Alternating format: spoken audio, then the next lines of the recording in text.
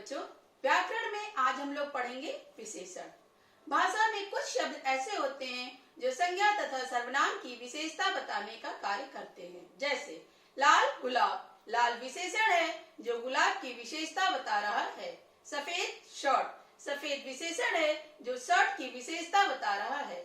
इस प्रकार हम कह सकते हैं वे शब्द जो संज्ञा तथा सर्वनाम की विशेषता बताते हैं उन्हें विशेषण कहते हैं। जैसे लाल, काला, खट्टा, मीठा आदि। विशेषण के पश्चात विशेष्य।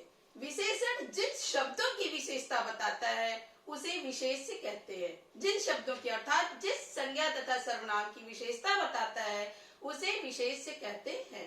जैसे लाल साड़ी, लाल क्या है? विशेषण है जो साड़ी संज्ञा की विशेषता बता रहा है। प्रविशेषण, कुछ विशेषण शब्द ऐसे होते हैं जो विशेषण की भी विशेषता बताते हैं। विशेषण की विशेषता बताने वाले शब्दों को प्रविशेषण कहते हैं। जैसे इतना, अत्यधिक, बहुत आदि। जैसे बहुत छोटा बच्चा, बहुत प्रविशेषण, छोटा विशेषण और बच्चा संज्ञा या विशेष्य। अब विशेषण, विशेष्य और प्रविशेषण के पश्चात हम जानते हैं विशेषण के भेद।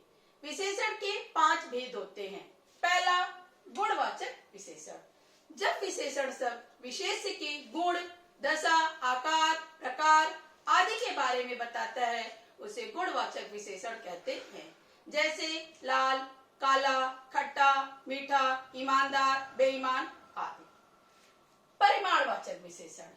परिमाण का अर्थ होता है मात्रा। जब विशेषण शब्द विशेष्य की मात्रा के बारे में बताता है उसे परिमाणवाचक विशेषण कहते हैं।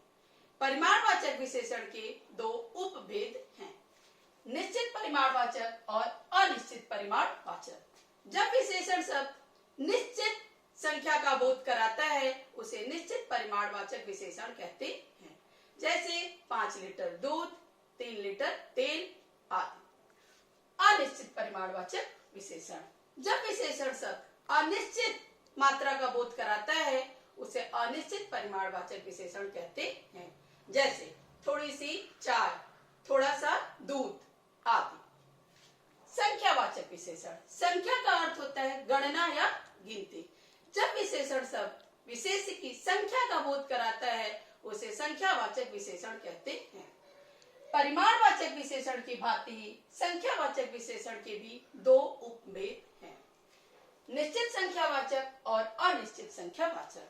जब विशेषण शब्द विशेष्य की निश्चित संख्या का बोध कराता है उसे निश्चित संख्यावाचक विशेषण कहते हैं।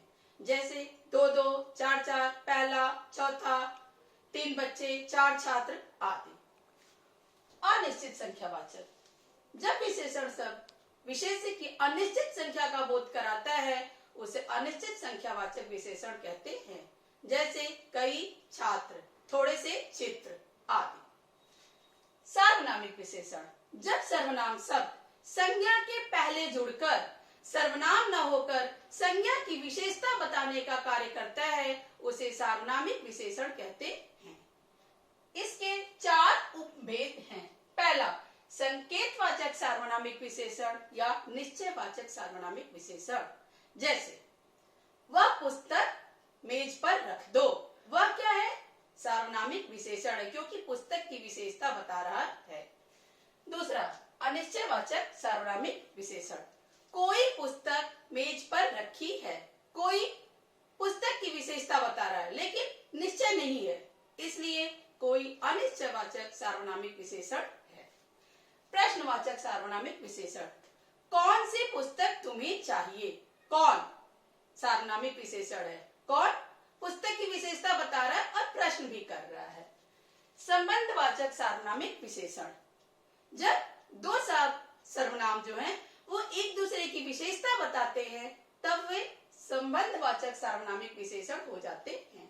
जैसे जो पुस्तक तुम्हारे पास है वही पुस्तक मुझे चाहिए।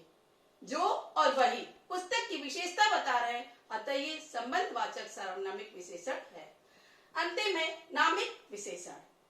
कभी कभी बच्चों एक नाम दूसरे नाम की विशेषता बताने का कार्य करते हैं। ऐसी स्थिति में जो पहला नाम है वो दूसरे नाम का क्या? विशेषण हो जाता है। ऐसे में उसे नामिक विशेषण कहते हैं। जैसे सोने का कंगन, पत्थर की दीवार। सोना भी संज्ञा है और कंगन भी संज्ञा है। सोना भी नाम है, कंगन भी नाम है, लेकिन सोना जो है वो कंगन की विशेषता बता रहा है। इसी तरह पत्थर की दीवार, पत्थर जो है वो दीवार की विशेषता बता रहा है। अतः पत्थर और सोना नामिक विशेषण हैं। अब अंत में संख्यावाचक और परिमाणवाचक विशेषण में अंतर। बच्चों, संख्यावाचक विशेषण को हम लोग गिन सकते हैं, जबकि परिमाणवाचक विशेषण को गिन नहीं सकते हैं, नाप सकते हैं, तौल सकते हैं।